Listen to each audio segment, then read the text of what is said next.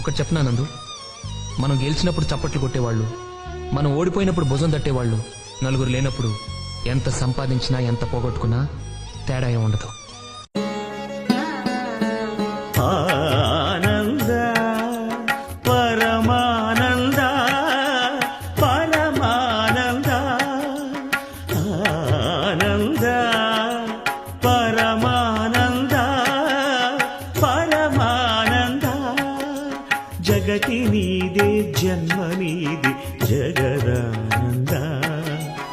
ఆట నీదే పాట నీదే ఆత్మానంద నిసరి సరిగా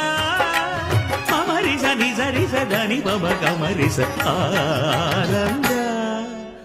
పరమా